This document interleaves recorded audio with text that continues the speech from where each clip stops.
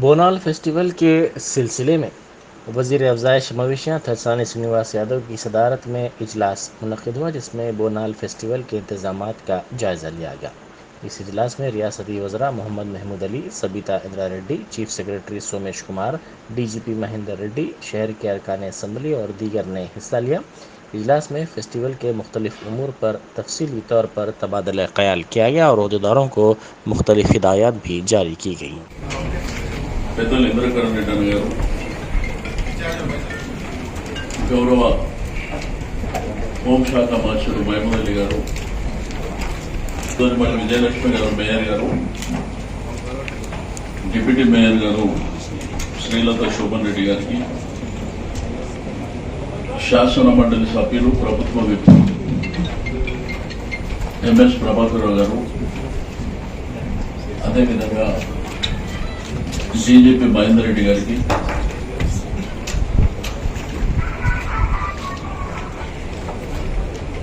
ఈరోజు ఆషాఢ మాసం రాబోతుంది.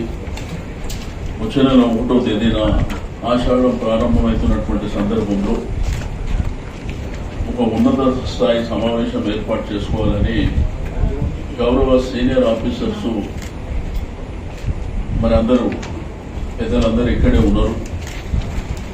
3 కమిషనరేట్ల కమిషనర్లు ఉన్నారు. ఎండోన్మెంట్ లాల్ కిషోర్ గారు, శ్రీనివాసరాజు గారు, గణపతి రెడ్డి గారు, ఎంఎస్ రెడ్డి గారు,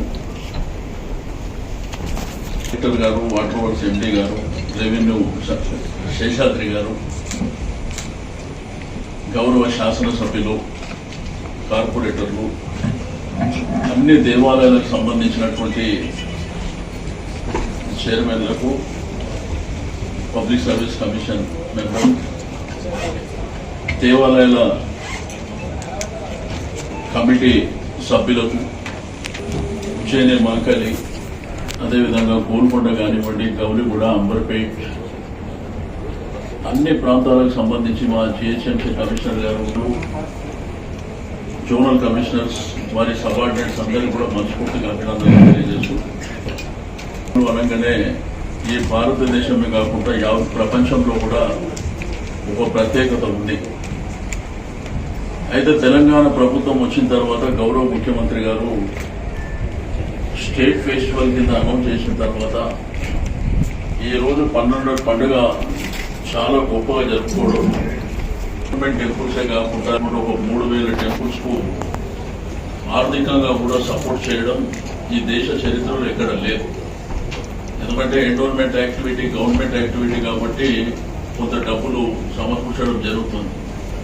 కానీ దేవాలయాలకు కూడా, ప్రైవేట్ దేవాలయాలకు కూడా డబ్బులు ఇచ్చి అక్కడ పెయింటింగ్ కానివ్వండి, పండుగ ఇంకా గొప్పగా జరుపుకోవాలి, సౌండ్ సిస్టమ్ కానివ్వండి, ఫ్లవర్ డెకరేషన్ కానివ్వండి అని చాలా కార్యక్రమాలు ఉన్నాయి. تلنگانہ کے کئی مقامات پر آئندہ 24 گھنٹوں کے دوران بارش کا امکان ہے۔ جنوب مغرب مانسون کی آئندہ 2 تا 3 دنوں میں تلنگانہ میں آمد کا امکان ظاہر کیا گیا ہے۔ جنوب مغرب مانسون کے آمد سے پہلے ہی بعض مقامات پر گرد و چمک کے ساتھ بارش کا سلسلہ شروع ہو چکا ہے۔ ریاست کے کئی اضلاع میں بارش درج کی گئی۔ انفورسمنٹ ڈائریکٹوریٹ نے دہلی کے وزیر ستیندر جین کو رقم کی غیر قانونی منتقلی کے معاملے میں گرفتار کر لیا ہے۔ یہ گرفتاری دہلی اور دیگر مقامات پر پولیس کے دھاووں کے بعد کی گئی ہے۔ 57 سالہ جین کو 9 جون تک ای ڈی کی تحویل میں دے دیا گیا ہے۔ جین سے پوچھ تاچھ کے دوران ایجنسی کو بعض اہم شواہد ملنے کا امکان ہے۔ وہ دہلی میں وزیر بے قلمدان تھے۔ پٹنہ پرگتی پروگرام کے حصے کے طور پر وزیر سرینواس یادو نے بشیر باغ کی پھول باغ بستی میں دورہ کیا۔ مقامی کارپوریٹر، جی ایچ ایم سی عہدیداروں کے ساتھ انہوں نے مقامی مسائل سے واقفیت حاصل کی۔ انہوں نے کہا کہ قبل ازیں کی حکومتوں کی لاپرواہی کی وجہ سے ڈبل بیڈ روم مکانات کی تعمیر میں غیر معمولی تاخیر ہوئی ہے۔ انہوں نے مقامی افراد کے لیے ڈبل بیڈ روم مکانات الاٹ کرنے اور وہاں پر سہولتیں فراہم کرنے کا بھی تیقن دیا۔ ఇట్లా హైదరాబాద్ సిటీలో చాలా ప్రాంతాలు కొంత క్లీనింగ్ కోసం కానివ్వండి, సివరేజ్, రెండోది డెబ్రీస్ ఉన్నటువంటి ప్రాంతాలే కాకుండా కొన్ని బస్తీలలో కూడా విజిట్ చేయడం మూలన చాలా దీర్ఘకాలికమైనటువంటి సమస్యలకు పరిష్కారం. ఇదేంటంటే ఇక్కడ ఈ పూల్బాగ్ ప్రాంతంలో చాలా సంవత్సరాల నుంచి పేద వర్గాలు ఉన్నారు. సరే ఆ రోజు వెహికల్ సెక్షన్ హౌసింగ్ అని చెప్పి బెనిఫిషరీస్ కూడా అలాట్మెంట్ ఇవ్వకుండా కొన్ని ఇబ్బందులు ఉన్నాయి. నెక్స్ట్ 15-20 డేస్ తర్వాత ఇది విజిట్ చేయడం, దీనికి కావాల్సినటువంటి అలాట్మెంట్తో పాటు కావాల్సినటువంటి ఫెసిలిటీస్ కూడా మరి బ్రహ్మాండంగా ఇవ్వాలనేటువంటి ఆలోచన. ఎందుకంటే సివరేజ్ కానీ, వాటర్ లైన్స్ కానీ, ఎలక్ట్రిసిటీ కానీ ఈ ప్రధానమైనటువంటి.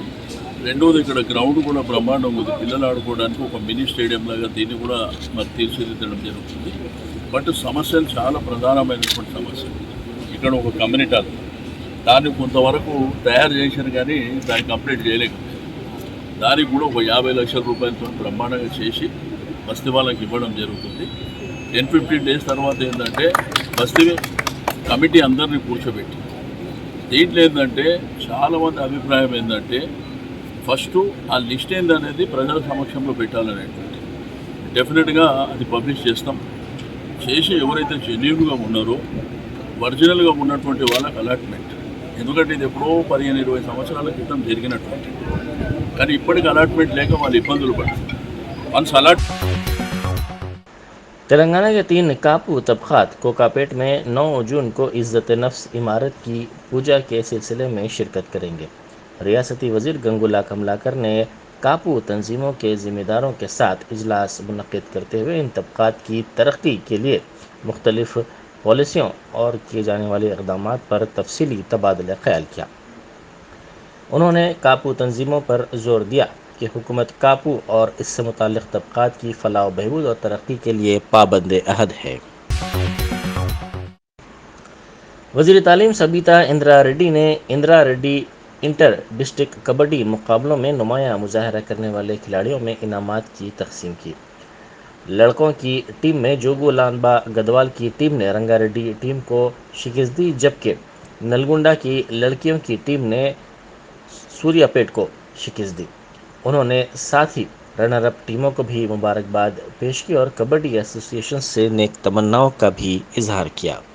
69వ రాష్ట్ర స్థాయి కబడ్డీ టోర్నమెంట్ రంగారెడ్డి ఆధ్వర్యంలో బడంపేట మున్సిపల్ కార్పొరేషన్ పరిధిలో జరగడం అనేది సంతోషం. దీంట్లో గెలిచిన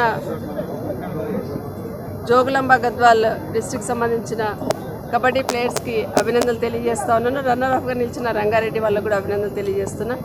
అలాగే ఉమెన్స్ దాంట్లో నల్గొండ సంబంధించిన క్రీడాకారులు గెలిచారు, వారికి కూడా కంగ్రాచులేషన్ చెప్తా ఉన్నాను. దాదాపుగా 4 రోజుల నుండి రంగారెడ్డి జిల్లా ఆధ్వర్యంలో బడంపేట మున్సిపల్ కార్పొరేషన్ మేయర్ గారు పారిజాత నరసింహారెడ్డి గారు, పార్టీ అధ్యక్షుడు రామరెడ్డి గారు ఇద్దరు ఆధ్వర్యంలో పెద్ద ఎత్తున ఈ కార్యక్రమాన్ని ఆర్గనైజ్ చేశారు. ప్రత్యేకంగా ధన్యవాదాలు తెలియజేస్తా ఉన్నాను. వారికి సహకరించిన ప్రతి ఒక్కరికి కూడా ఈరోజు ధన్యవాదాలు తెలియజేస్తున్నాను. ముఖ్యంగా ఇందిరారెడ్డి గారి పేరు పైన ఈ కార్యక్రమాన్ని కండక్ట్ చేశారు. వారికి నా తరఫున ప్రత్యేకంగా ధన్యవాదాలు తెలియజేస్తా ఉన్నాను. సిపిఎన్ఆర్ ఫౌండేషన్ ఆధ్వర్యంలో నరసింహారెడ్డి గారి వాళ్ళ ఫాదర్ పేరు పైన పెద్ద ఎత్తున ఇక్కడ కోఆర్డినేట్ చేయడం, ఆర్గనైజ్ చేయడం, వారికి కూడా ఫౌండేషన్కి సిపిఎన్ఆర్ ఫౌండేషన్ సంబంధించిన నరసింహారెడ్డి గారికి కూడా ప్రత్యేకంగా ధన్యవాదాలు. మా మేయర్ గారితో పాటు కార్పొరేటర్లు అందరూ కూడా, పారిజాత నరసింహారెడ్డి గారితో పాటు కార్పొరేటర్లు అందరూ కూడా ఇక్కడ మహిళా కార్పొరేటర్స్ అందరూ కూడా పెద్ద ఎత్తున పార్టిసిపేట్ చేసి కోఆర్డినేట్ చేసి నేషనల్ స్థాయిలో ఆర్గనైజ్ చేసినట్టు బాగా ఆర్గనైజ్ చేసి ఈ కార్యక్రమం సక్సెస్ చేశారు. వారికి అభినందనలు. ప్రతి టీంకి కూడా ఈరోజు ఇక్కడ పార్టిసిపేట్ చేసిన ప్రతి టీంకి కూడా అభినందనలు తెలియజేస్తా ఉన్నాను. క్రీడాకారుడికి ఉన్న శక్తి అది. जोबली हिल्स वाक़े के खिलाफ बीजेवाईएम की जानिब से सईदाबाद धोबी घाट चौराहे पर वज़ीर आला चंद्रशेखर राव का पुतला नजर आतिश करने के दौरान सागर नामी एक कारकुन के कपड़ों को आग लग गई। फौरी चौकसी का मुजाहरा करते हुए इसने शर्ट उतार दी, जिससे वो आग से महफूज रहा। पुलिस ने धरना देने वाले कारकुनों को गिरफ्तार कर लिया। किसानों के मसाइल को फौरी हल करने पर जोर देते हुए किसान कांग्रेस की जानिब से गन पार्क से ज़राई कमिश्नर के दफ्तर तक रैली निकालने की कोशिश की गई। कांग्रेस के हेडक्वार्टर्स गांधी भवन से गन पार्क तक रैली की शक्ल में किसान कांग्रेस के कारकुन बड़ी तादाद में रवाना हुए, ताहम नामपल्ली में पुलिस ने उनको रोक दिया। इस मौके पर हल्की कशीदगी फैल गई। पुलिस के रवैये की मजम्मत करते हुए एहतजाजियों ने पुलिस से बहस व तकरार की। एहतजाजियों ने किसानों को सब्सिडी पर तकूम की सरबराही, किसानों की खुदकुशी के वाक़यात की बरसर खिदमत जज के ज़रिए तहक़ीक़ात करवाने और दीगर मुतालबात पर प्ले कार्ड्स थाम कर अपने मुतालबात की हिमायत में और हुकूमत के ख़िलाफ़ नारेबाजी की। उन्होंने किसानों के मसाइल के हल में नाकामी का हुकूमत पर इल्ज़ाम लगाया और किसानों के तय हुकूमत के रवैये की मजम्मत की।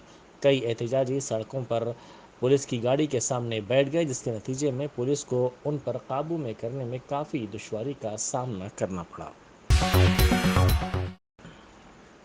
बैरिस्टर असदुद्दीन ओवैसी MP व सदर कुल हिंद मजलिस इत्तेहादुल मुस्लिमीन ने बीजेपी की कौमी तर्जुमान को फौरी गिरफ्तार करने का मुतालबा किया। उन्होंने मीडिया से बात करते हुए कहा कि हुकूमत को इसका बहुत बड़ा माशी खमियाजा भुगतना पड़ेगा। वज़ीर आज़म इसके ज़िम्मेदार होंगे। उन्होंने सवाल किया कि कानपुर में गड़बड़ पर 35 अफराद के खिलाफ NSA लगाया जाता है। अगर हुकूमत बीजेपी की कौमी तर्जुमान के खिलाफ फौरी कार्रवाई करती तो वो गड़बड़ नहीं होती। हुकूमत ने खुद ऐसे अफराद की हौसला अफजाई की है और उनकी हिमायत करती है, इसीलिए पूरी दुनिया में मुल्क की बेइज्जती हो रही है। उन्होंने मुल्क की खारिजा पॉलिसी पर भी तनकीद की कि अब हम देख चुके हैं कि इसका बहुत बड़ा इकोनॉमिक खमियाजा भी भुगतना पड़ेगा, क्योंकि देश के प्रधानमंत्री इसके जिम्मेदार होंगे। हम ये डिमांड करते हैं कि सिर्फ सस्पेंशन नहीं बल्कि उस नेशनल स्पोक्स पर्सन को इमीडिएटली अरेस्ट किया जाना चाहिए। अरेस्ट क्यों नहीं किया जाता? कानपुर में गड़बड़ हुई तो 35 लोगों पर NSA लग जाता है। वो गड़बड़ नहीं होती अगर आप एक्शन ले लेते हैं अपने नेशनल स्पोक्स पर्सन के ऊपर।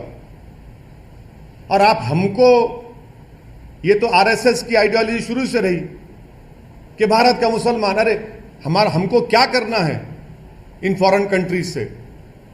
मगर आपने खुद इन लोगों को इनकरेज किया, आप खुद इनको अपनी छत्रोछाया में रखते हैं, और इसीलिए हम आज देख रहे हैं कि हमारी फॉरेन पॉलिसी टैटर्स में है और हमारी बेइज्जती पूरे विश्व में हो रही है। अमेरिका ने रिपोर्ट पेश कर दी अपनी रिलीजियस फ्रीडम की। कंट्री ऑफ कंसर्न में 3 साल से भारत आ रहा है। कौन सी फॉरेन पॉलिसी बताइए आपकी? सब कह रहे हैं, मगर आप रुकना नहीं चाहते देश के प्रधानमंत्री, और बोलते फ्रिंज। कहां का फ्रिंज है? नेशनल स्पोक्स पर्सन फ्रिंज होता है क्या? बताइए आप। 10 दिन के बाद आप रिएक्ट करते हैं और हम पुकार रहे हैं, कह रहे हैं कि एक्शन लीजिए, नहीं लेंगे आप। और 10 दिन के बाद क्योंकि फॉरेन कंट्रीज में गड़बड़ होना शुरू हो गई तो आप फौरन रिएक्ट करते हैं। इस स्पोक्स पर्सन को अरेस्ट करना चाहिए, उनको जेल को जाना चाहिए, उनके ऊपर जो FIR रजिस्टर किए, ये गवर्नमेंट के इंसाफ का तकाजा है। सिर्फ आप लेटर लिख कर दे देंगे कि आपने पार्टी का पोजीशन ये था, 10 दिन के बाद आपको ये ख्याल आया कि आपके व्यूज पार्टी के पोजीशन से कॉन्ट्री हैं। 10 दिन तक आप सो रहे थे क्या? हमारी तकलीफ आप महसूस नहीं करेंगे? खतर में होगा, ईरान बोलेगा, मस्कत बोलेगा, सऊदी अरेबिया बोलेगा तो आप हरकत में आएंगे। और देश के प्रधानमंत्री को मैं याद दिलाना चाह रहा हूं कि आपने दिसंबर में जब CAA का कानून पास किया, आपने एक स्टेटमेंट दिया था। आपने कहा था कि मुस्लिम कंट्रीज मुझे बहुत चाहते हैं तो मुसलमान क्यों डरेंगे भारत के? देश के प्रधानमंत्री, हम भारत के हैं, हम आपसे पूछ रहे हैं आप क्यों हरकत में नहीं आए हमारे इस डिमांड को? मगर 10 दिन तक आप खामोश बैठे। इससे साफ जाहिर हो रहा था कि आपने कहा कि बोलते रहो बेटा, अगर कुछ होगा तो हम तुमको सस्पेंड कर देंगे। सर, आपने बोला कि हमें दूसरे देश से क्या